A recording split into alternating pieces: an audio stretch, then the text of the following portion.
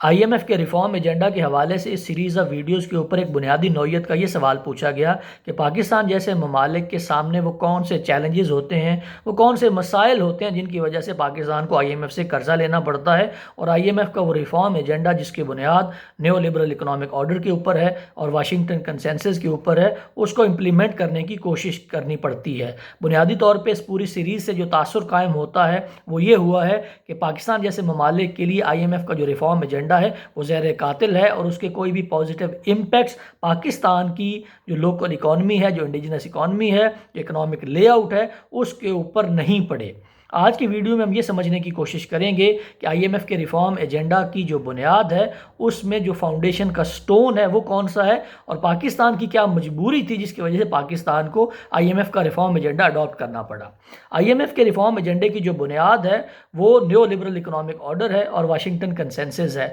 اور اس کا ایک بنیادی اصول یہ ہے کہ وہ تمام ممالک جو کہ ساؤتھ امریکہ میں سٹرگل کر رہے تھے اپنے اکنامک لے آؤٹ کو لے کے اور اکنامک پروگرس کو لے کے، تو ان کے بارے میں واشنگٹن بیسڈ تھنک ٹینکس نے ایک فریم ورک بنایا جس میں 10 پالیسی پرسکرپشنز دی گئیں، اور پھر اس کی ایک بنیاد بنا دی گئی کہ ان تمام 10 پالیسی پرسکرپشنز کو اگر پوری طرح امپلیمنٹ کر دیا جاتا ہے، فری مارکیٹ اکانومی کے پرنسپل کو، ڈیمانڈ اینڈ سپلائی کے پرنسپل کو اپلائی کر دیا جاتا ہے for the long period of time, تو with the passage of time competition سے، فری مارکیٹ اکانومی کے پرنسپل سے اور ڈیمانڈ اینڈ سپلائی کو انشور کرنے سے اس کا لازمی نتیجہ نکلے گا، اس کا by design and by default یہ نتیجہ نکلے گا کہ اس ملک کے اندر کمپٹیشن بڑھنے کی وجہ سے پہلے پروڈکٹیوٹی بڑھے گی اور اس کے بعد اس ملک کے اندر افیکٹونیس اور ایفیشنسی بڑھ جائے گی، جس سے اس ملک کی ریونیو کے اندر اضافہ ہوگا اور اس ملک کے اکنامک مسائل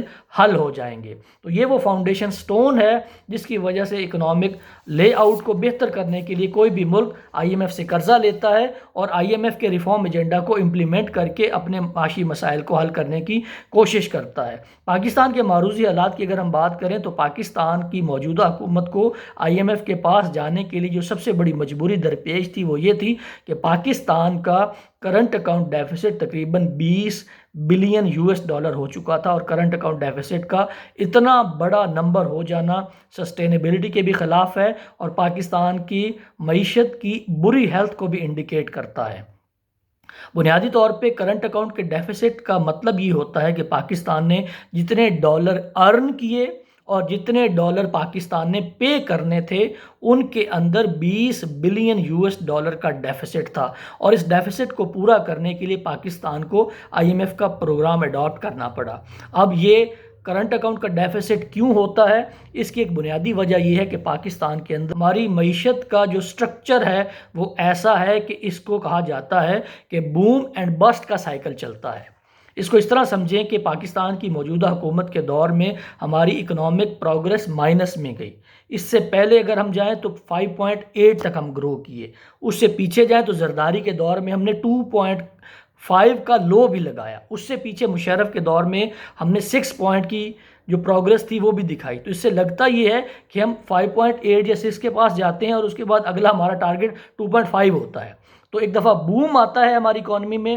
اور اس کے بعد بسٹ ہو جاتی ہے ہماری اکانومی۔ اس کی جو بنیادی وجہ وہ یہ ہے کہ ہماری اکانومی کے اندر ہمیشہ سے سسٹینیبلٹی کے مسائل رہے ہیں، اور اس کی جو بنیادی وجہ ہے وہ یہ ہے کہ پاکستان کے اندر جو لوکل ہماری اکانومی ہے، ہماری جو لوکل انڈسٹری ہے، ہمارا جو لوکل پورا اکنامک لے آؤٹ ہے، اس کے اندر کیپیسٹی ہی نہیں ہے کہ اگر ہمارا ملک 5.8 یا 6 کے اوپر گرو کر رہا ہوگا تو اس اکنامک گروتھ کے نتیجے میں پیدا ہونے والی جو ڈیمانڈ ہے اس کو پورا کرنے کی کیپیسٹی ہی نہیں ہے ہماری لوکل اکانومی کے اندر۔ جیسے ہی ہماری اکانومی گرو کرنا شروع ہوتی ہے، لوگوں کی پر کیپٹا انکم بڑھتی ہے، ملک کے اندر اکنامک پروگرس ہوتی ہے، کیش زیادہ اویلیبل ہوتا ہے، جس کے نتیجے میں ڈیمانڈ کا ایک پل جنریٹ ہوتا ہے، اور جب ڈیمانڈ کا پل جنریٹ ہوتا ہے تو اس ڈیمانڈ کو پورا کرنے کے لیے پاکستان کی جو لوکل اکانومی ہے وہ سسٹین نہیں کر پاتی، اس کو پورا نہیں کر پاتی، جس کے نتیجے میں ہماری امپورٹس بڑھ جاتی ہیں، کیونکہ ڈیمانڈ جب جنریٹ ہوگی تو ویکیوم تو نہیں رہ سکتا،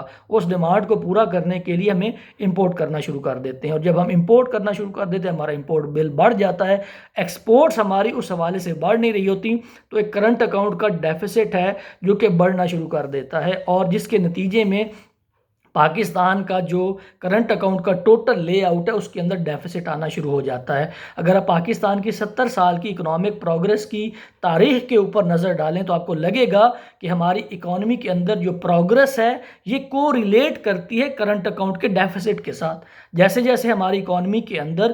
اکنامک پروگریس آتی ہے، ہمارا جی ڈی پی کا جو ریٹ ہے وہ بڑھنا شروع ہوتا ہے، اسی پرپورشن سے ہمارا کرنٹ اکاؤنٹ کا ڈیفیسٹ بھی بڑھنا شروع ہو جاتا ہے۔ موجودہ دور میں بھی آپ دیکھیں کہ جب حکومت کہہ رہی تھی کہ ہم نے اپنا کرنٹ اکاؤنٹ ڈیفیسٹ ختم کر لیا ہے، اس وقت ہماری جو اکنامک پروگریس تھی، جو ہمارے جی ڈی پی کے گروتھ کی ریٹ تھا، وہ مائنس میں جا چکا تھا۔ اس وجہ سے ہمارا کرنٹ اکاؤنٹ ڈیفیسٹ ختم ہو گیا۔ جیسے ہی ہماری اکانومی نے 4% پہ گرو کرنا شروع کیا تو اس وقت ڈاکٹر حفیظ پاشا کا اسٹیمیٹ یہ ہے کہ موجودہ مالی سال کے اختتام پہ پاکستان کا جو کرنٹ اکاؤنٹ ڈیفیسٹ ہے وہ تقریباً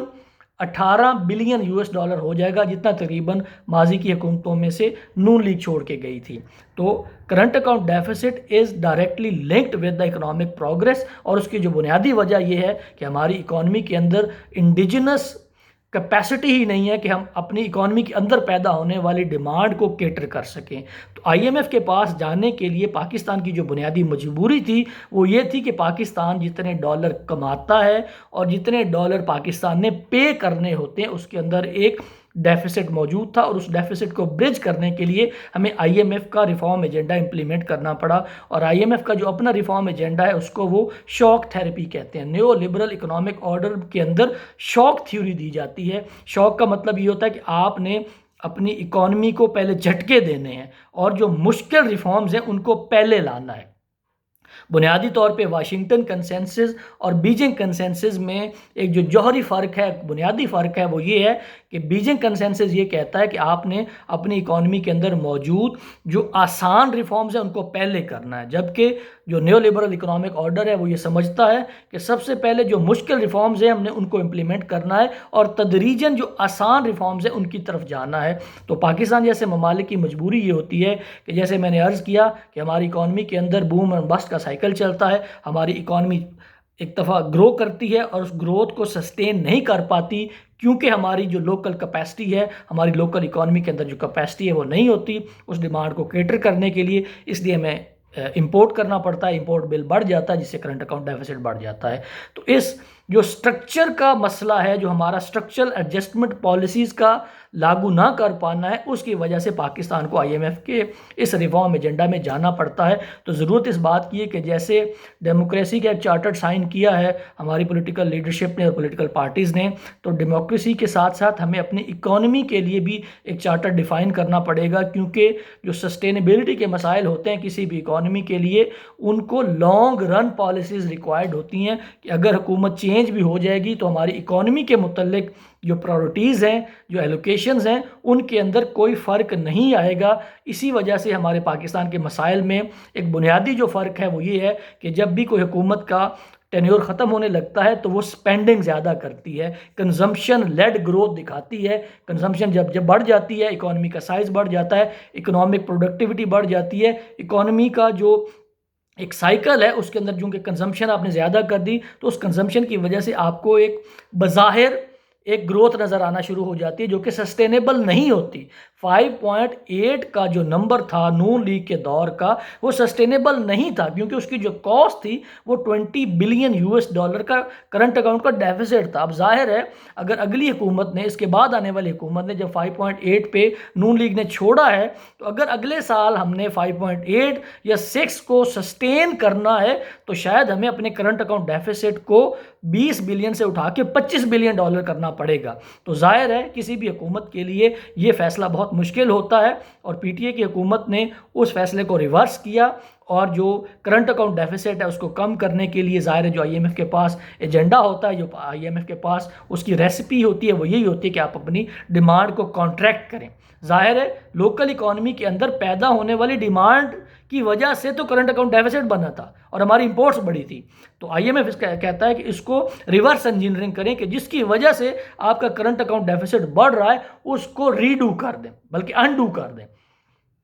مطلب آپ کی جو امپورٹس بڑی ہیں اس وجہ سے بڑی ہیں کہ آپ کی اکانومی کے اندر ڈیمانڈ زیادہ ہے، تو ڈیمانڈ کو کمپریس کر دیں، ڈیمانڈ کو کم کر دیں۔ تو یہ بنیادی طور پہ جو پرائمری ریزن تھی پاکستان کے حکومت کے سامنے، جس کی وجہ سے ہم نے IMF کا پروگرام اس دفعہ اڈاپٹ کیا ہے، وہ یہ ہے کہ ہماری اکانومی کے اندر جو سٹرکچرل ایشوز ہیں، جو ہماری اکانومی کا سائز ہے، اس کے اندر اس کے جو کمپوننٹس ہیں، اس کے اندر کوہیسونیس نہیں ہے، سائنرجی نہیں ہے، وہ ایک دوسرے کو کمپلیمنٹ نہیں کرتے، وہ ایک دوسرے کو سپورٹ نہیں کرتے۔ ہماری اکانومی کے بارے میں کہا جاتا ہے کہ کچھ ایسے انڈیکیٹرز ہیں جو پوری دنیا میں ایک ساتھ چلتے ہیں، جیسے ٹیکس ٹو GDP ریشو ہے۔ پاکستان شاید دنیا کا واحد ملک ہے جس میں اگر اکنامک پروگرس 5.8 پہ ہو رہی ہوتی ہے تب بھی tax to GDP ratio same ہوتی ہے، اور جب ہماری اکانومی مائنس میں چلی گئی ہوتی ہے تب بھی ہماری ٹیکس ٹو جو GDP کی ریشو ہے وہ اسی لحاظ سے ہوتی ہے، اور اس کے اندر کوئی فرق نظر نہیں آتا۔ پاکستان کو سٹرکچرل ریفارمز کی ضرورت ہے، لیکن اس کے لیے جو اہم فیصلہ کرنے کی ضرورت ہے وہ یہ ہے کہ کیا پاکستان نے بیجنگ کنسنسس کو فالو کرنا ہے اور یا واشنگٹن کنسنسس کو فالو کرنا ہے، یا اپنی کوئی لوکل انڈیجنس چیز پروڈیوس کرنی ہے اور پاکستان کے معاشی مسائل کو حل کرنے کی کوئی سبیل پیدا کرنی ہے۔ تو اس پوری سیریز آف ویڈیوز کے بارے میں اور موجودہ ویڈیو کے بارے میں اگر آپ کا کوئی سوال ہو، کوئی فیڈ بیک ہو، یا آپ کو لگے کوئی ایسی بات ہے جو کہ میں نے خلاف واقعہ کی ہے، تو ضرور آگاہ کیجیے گا۔ Thank you so much.